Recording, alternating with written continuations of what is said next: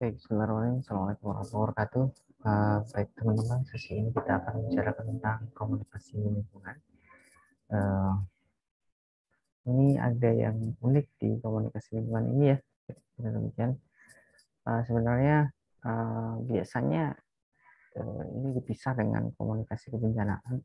Tapi kali ini kami mungkin di sesi ini kita akan uh, kebencanaan kita anggap bagian dari komunikasi lingkungan sehingga kita tidak akan diskusi tentang komunikasi kebencanaan. Baik, sebentar.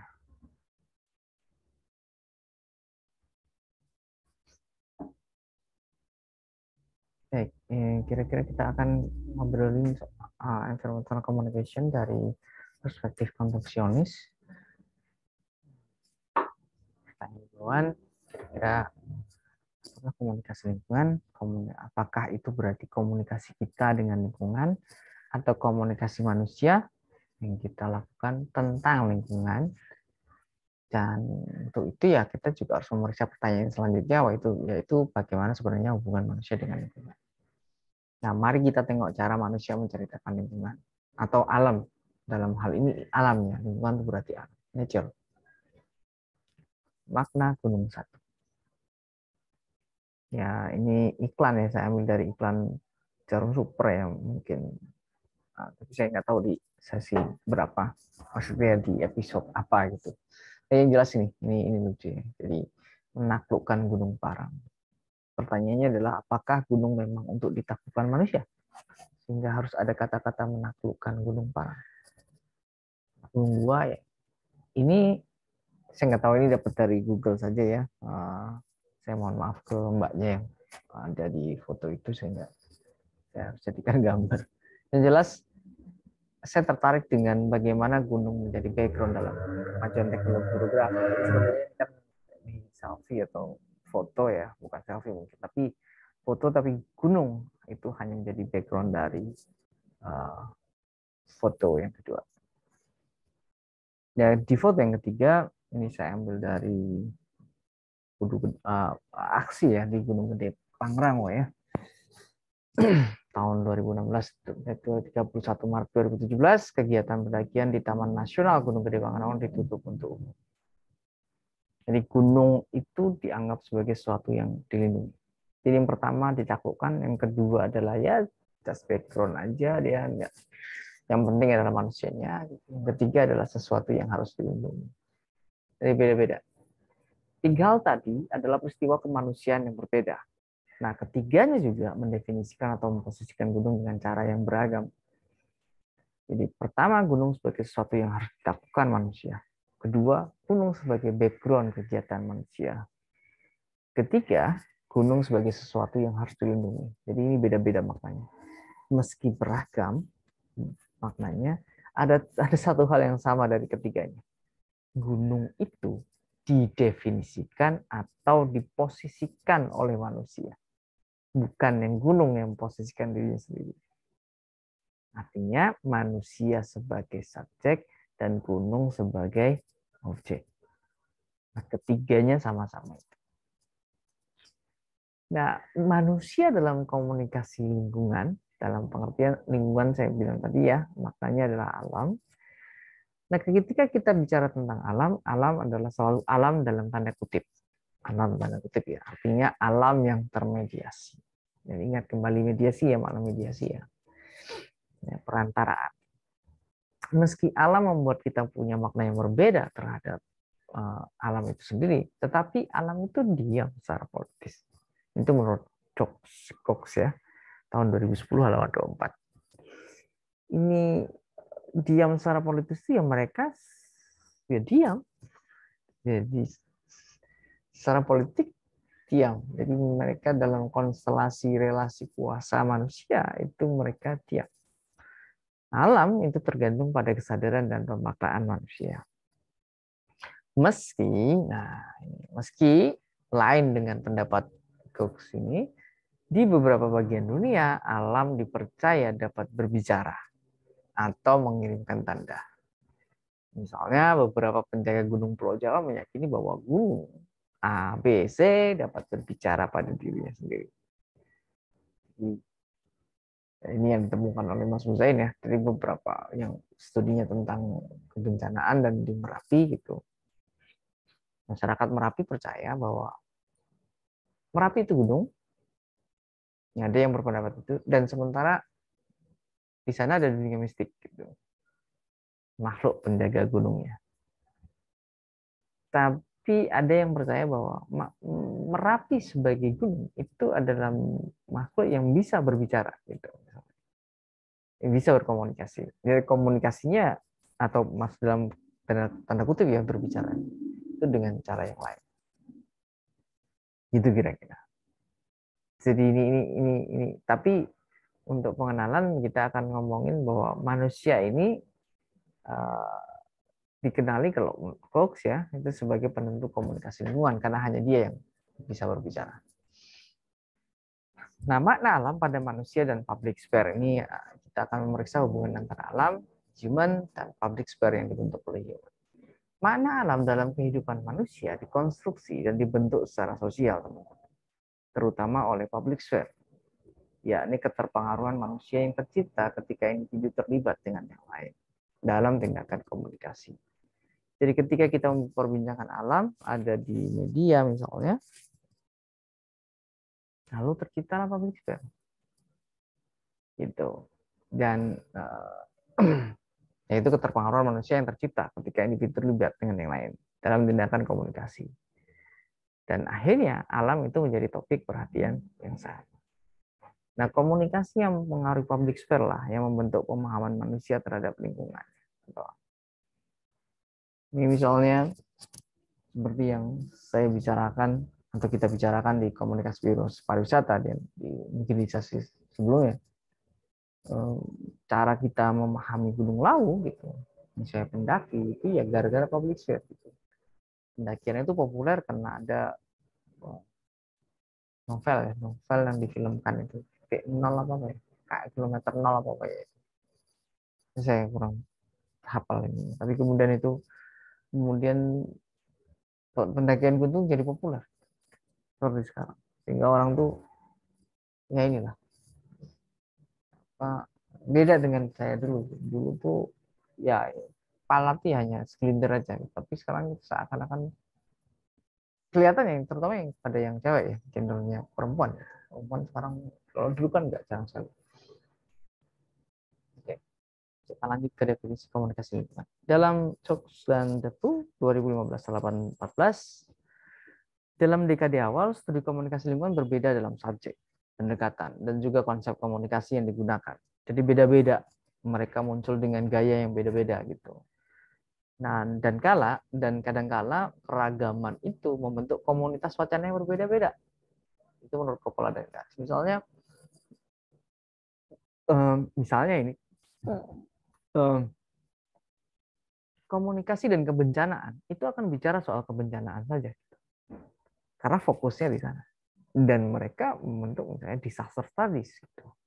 Di situ ada manajemen disaster, ada komunikasi kebencanaan dan lain sebagainya. Nah, meskipun yang dibicarakan alam, karena bencana itu adalah ya bencana dalam disaster studies.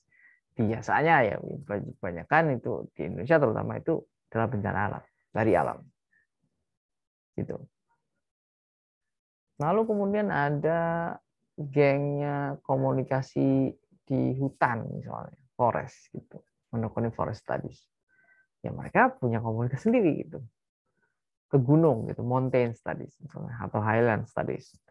Iya ada, ya udah ada komunitas sendiri gitu. Jadi banyak gitu, ininya lingkungan tuh menyebar di banyak studi. Lantas apa dong komunikasi lingkungan? Nah, sebuah studi yang gampang, ini paling gampang, ini definisi paling gampang dikeluarkan oleh Cox ya 2007. Studi yang mengartikulasikan istilah lingkungan dan komunikasi. Pokoknya kalau asal dia ngomongin alam atau lingkungan dengan komunikasi ya udah itu disebut sebagai komunikasi lingkungan. Gitu. Nah, atau ini yang lain ya, Cox 2010. Komunikasi lingkungan adalah semua instrumen pragmatis dan konstitutif kita untuk memahami lingkungan, sebaik kita memahami hubungan kita dengan alam. Instrumen pragmatis dan konstitutif untuk memahami lingkungan. Bagaimana kita kemudian sebaik kita memahami hubungan kita pada alam, natural world. atau media simbolik yang kita pergunakan untuk mengkonstruksi masalah lingkungan dan dalam bernegosiasi dengan respon berbeda dari masyarakat. Nah, itulah yang disebut sebagai komunikasi. Atau, nah ini dari Floor, kalau Floor ini dari Filipina, komunikasi lingkungan adalah aplikasi dari pendekatan, prinsip, strategi, dan teknik-teknik untuk manajemen masalah lingkungan dan perlindungan pada lingkungan. Ini agak beda dengan yang tadi sebenarnya pendekatannya. Ini agak manajerial gitu. Manajemen masalah lingkungan. Asalkan di situ yaitu komunikasi lingkungan. Gampangnya pertukaran informasi, pengetahuan, dan bahkan kebijaksanaan mengenai lingkungan yang disengaja. Itu menurut Floor itu komunikasi lingkungan di sana. Tapi kalau yang sebelumnya tadi, Cox tadi lebih lebar lagi. Anda boleh-boleh saja mendefinisikan sesuai yang Anda senangi apa. Oke, film Happy Feet adalah contoh bagaimana lingkungan yang ada dalam kehidupan manusia. Ada penguin dari Antartika, tapi juga ada penguin yang punya dialek Latin ya, kalau Anda pernah nonton. Tapi kita semua menikmatinya, gitu. Kita setuju sama itu, meskipun sebenarnya penguin itu nggak ada yang, maksudnya, ya memang ada yang berasal dari Latin, tapi mereka nggak punya dialek Latin, nah gitu. Nggak nyanyi-nyanyi kayak di Happy Feet, saya kira demikian. Baik. Prinsip komunikasi lingkungan. Dan komunikasi lingkungan ini bersifat pragmatis dan konstitutif. Nah, tadi yang oleh Cox ya, itu pragmatis dan konstitutif. Ada yang berbeda dari komunikasi lingkungan ketimbang yang lain. Yakni tentang prinsip komunikasi lingkungan yang bersifat pragmatis dan konstitutif. Mengapa? Karena ini berhubungan dengan relasi kita dengan alam. Relasi antara lingkungan dan manusia, di mana manusia cenderung mengkonstruksi lingkungan. Pertama, bersifat pragmatis. Pragmatis artinya karena komunikasi lingkungan adalah instrumen untuk menyelesaikan masalah lingkungan. Artinya, ia terjadi karena adanya masalah yang terhubung dengan lingkungan. Jadi misalnya, munculnya komunikasi kebencanaan atau komunikasi bencana, ada karena upaya manusia menjawab permasalahan timbul dari lingkungan dalam ini bencana. Ini pragmatis sekali. Gitu. Jadi komunikasi lingkungan tuh atau komunikasi dengan alam itu sifatnya pragmatis. Biasanya. Kalau kita punya kepentingan, gitu. Ya, kalau manusia punya kepentingan ya dia muncul. Gitu. Kalau enggak ya kayaknya enggak. Gitu. Tapi bersifat konstitutif juga. Pertama, konstitutif itu artinya seperti ini. Karena ketika kita mengkomunikasi tentang lingkungan pada saat yang sama kita mengkonstruksi lingkungan. Nah, sebab kesadaran kita akan lingkungan tergantung pada bagaimana kita mengkonstruksi lingkungan. Ini dengan bagaimana ini ya di perspektif Al-Baqarah ayat 33-34 di mata kuliah komunikasi profetik, kenapa Adam diajari asma. Komunikasi adalah penamaan dan dia punya sifat konstitutif. Artinya gini, gampang. Apa-apa yang kita definisikan, apa-apa yang kita misalnya tadi kayak komunikasi Gunung Parang, menaklukkan Gunung Parang. Jadi kita melihat atau mendefinisikan itu mengkonstitusi gunung itu sebagai suatu hal yang harus kita taklukkan. Seakan-akan itu musuh gitu. Misalnya. Kira-kira demikian. Jadi kesadaran kita akan lingkungan tergantung bagaimana kita mengkonstruksi lingkungan kemudian. Jadi kalau misalnya ayo kita menaklukkan gunung, jadi gunung itu untuk ditaklukkan. Padahal yang ngomong itu pencinta alam misalnya, mencintai alam tapi menaklukkan gunung ya kan ada aneh. Ya maaf para pencinta alam. Ini bukan ini ya. Intinya gitu. Jadi sifat konstitutif itu apa yang kita bicarakan ya itu kemudian yang mengkonstruk lingkungan itu sendiri. Itu kira-kira. Tidak peduli benar atau salah maksudnya.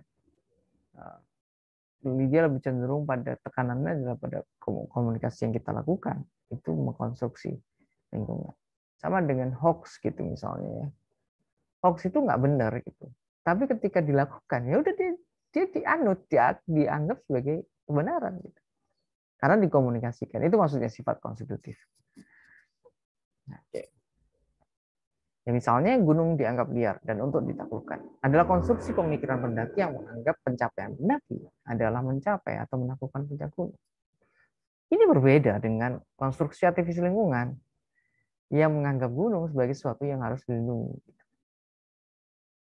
Ya, meskipun ya sekarang pendaki itu sebenarnya nggak gitu-gitu amat ya. Maksudnya pendaki itu kadang-kadang juga pecinta lingkungan. Jadi dia kemudian punya kesadaran itu dan lain sebagainya gitu.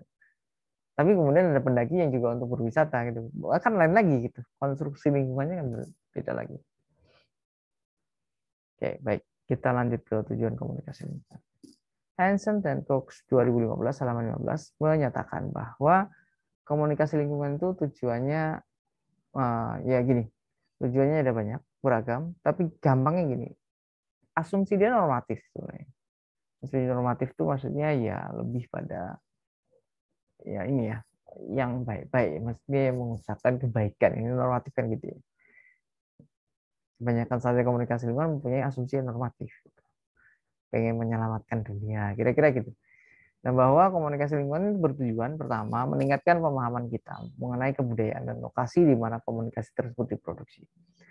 Jadi belajar komunikasi lingkungan itu adalah untuk meningkatkan pemahaman kita mengenai culture and location di mana komunikasi yang mengenai alam yang kayak gitu itu diproduksi. Karena komunikasi alam yang seperti itu diproduksi berdasarkan culture, berdasarkan manusianya dan lokasinya. Yang kedua, memperkuat kapasitas masyarakat untuk mempertimbangkan dan merespon kondisi yang relevan terhadap kehidupan baik masyarakat maupun komunitas biologis lainnya. Jadi gitu. Ketika kita sudah tahu, ya berarti kita bisa meningkatkan kapasitas kita untuk mempertimbangkan dan bagaimana untuk merespon kondisi yang relevan terhadap kehidupan. Ada bencana tuh gimana? Kira-kira. Nah, sejarah. Oke. Ini pendek saja bahwa environmental communication muncul dalam 3 dekade. 4 ya mungkin ya. Tahun 1980 karena sekarang udah 2020. 2020-an ya. Jadi secara umum baru muncul tahun 1980. 1980 topiknya beragam dari masalah retorika mengenai lingkungan. Nah, ini gimana cara kita meng-create pesan untuk lingkungan, isi media mengenai lingkungan di Amerika Serikat ini, dan kemudian studi resiko. Misalnya studi bencana itu sangat agak dekat dengan studi resiko. 90-an topiknya berkembang. Setelah 80 itu ada politik komunikasi dan lingkungan, media, culture, dan lingkungan, dan pada akhir 90-an muncul review perpustakaan studi komunikasi. Ini menurut Jordan Peele. Sorry. Ini beberapa topik ya. Kita bagi saja menjadi studi teks dan institusi juga audio. Bidang komunikasi lingkungan. Ya, misalnya kalau mau studi representasi di media tentang lingkungan, ya kita bisa mempelajari bagaimana manusia merepresentasikan alam lingkungan. Misalnya bagaimana cerita negeri api, air, udara dalam cerita populer Avatar. Problemnya bukan negeri apinya, bukan ini, tapi film ini kan sebenarnya representasi dari bagaimana cara kita memahami atau imaji kita tentang air itu atau api atau udara.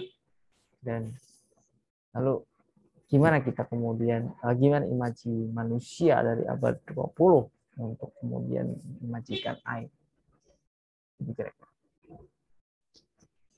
Atau apa pertimbangan dari sebuah sistem representasi yang dominan dari sebuah lingkungan dikembangkan dan diproduksi. Misalnya, kenapa sih sebuah masyarakat itu mengembangkan cerita untuk yang berhubungan dengan lingkungan. Misalnya gini, di masyarakat kawasan hutan Blora itu percaya bahwa sumber air itu dijaga oleh makhluk halus. Sementara hal itu biasanya tidak didapati di masyarakat kota Bloranya. Tapi kawasan hutan Blora itu percaya. Nah, itu kenapa sih? Nah, sebenarnya kita bisa lihat ya, misalnya kalau kota kan airnya mungkin gampang, tapi kalau di masyarakat hutan Blora itu nggak terlalu gampang. Sehingga untuk menjaga itu ya dibutuhkan cerita seperti itu. Nah, kemudian bagaimana masyarakat Blora menceritakan kembali pada anak turunnya dan lewat medium apa cerita tersebut. Atau Anda bisa studi audien ya, apa efek dari ragam sumber isu lingkungan baik media maupun praktek komunikasi pada audiensis. Misalnya efek dari berita global warming di sosial media. Apa efeknya sih? Efek berita tentang masa apa ya, masa pandemi itu ya, ketika kita ditutup kita. kita ditutup, tidak ada mobilitas, itu kan banyak yang ngeliatin ya bagaimana nggak ada polusi di kota gitu, misalnya kayak gitu. Atau bagaimana penerimaan masyarakat Jogja pada isu perubahan iklim. Yang lain adalah bagaimana budaya lokal atau indigenous memahami alam dan lingkungan, dan bagaimana kebudayaan tersebut membentuk pemahaman mereka dalam keseharian. Misalnya adalah bagaimana petani aliran Sungai Mekong percaya bahwa banjir itu anugerah. Kalau Anda mungkin tinggal di Jakarta, Anda sengit ya, sengit tuh benci banget sama banjir gitu. Dan mungkin di tempat lain juga gitu. Orang Mekong tuh nggak gitu. Aliran Sungai Mekong tuh percaya bahwa banjir itu anugerah. Dan mereka biasa saja dengan rumah yang tenggelam gitu, seluruhnya. Bukan hanya ini, itu seluruhnya. Anda bisa lihat videonya ya, bagaimana banjir Sungai Mekong ini sungai yang berasal dari Cina, lalu kemudian dia melintasi Kamboja atau Myanmar, ya, negara di Indochina ya, negara di situ. Jadi ini nggak tahu kenapa kemudian warga di sekitarnya yang dilewati oleh sungai itu percaya bahwa banjir itu anugerah. Kalau ada banjir berarti anugerah. Kalau enggak ya malah dicari, mencari banjir mereka. Atau studi produksi teks lingkungan. Ini dalam cara bagaimana mode produksi, distribusi, dan resepsi dari informasi ilmiah atau teknis berkontribusi dalam pemahaman atau mengkonstruk pengetahuan akan alam atau fenomena lingkungan. Gampangnya begini. Gimana sih bahasa ilmiah atau saintifik dalam studi lingkungan digunakan oleh ilmuwan?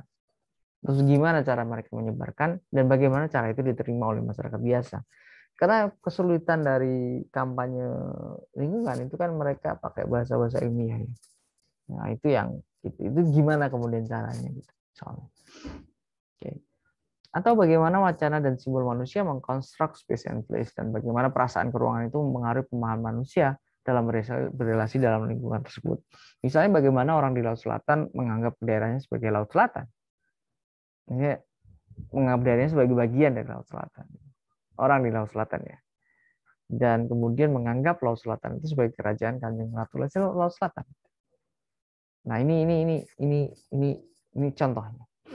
Atau mengapa orang di lereng Gunung Wilis seperti Madiun, Ponorogo, Kediri dan sebagainya menganggap di Gunung Wilis sana itu ada daerah kerajaan Rahwana, daerah Hanoman, atau di Lawu itu ada daerah ini, daerah itu.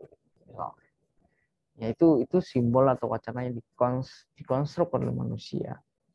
Nah, dari keruangan-keruangan itu, dan sebenarnya itu dipengaruhi oleh pemahaman mereka dengan dari cara mereka berrelasi dengan lingkungan atau alam.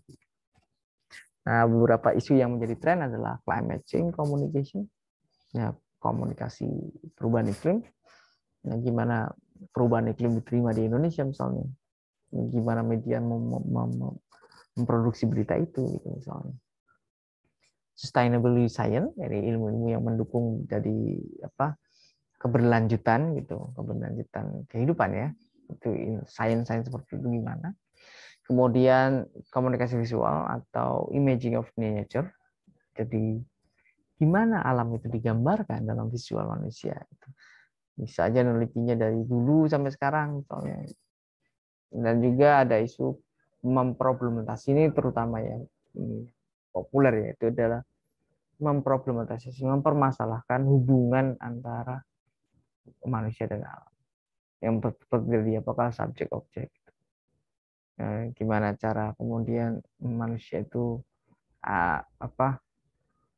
mendudukkan alam itu sebagai subjek gitu, misalnya. Ada banyak sebenarnya, tapi kita kalau di kota ya mungkin enggak gitu.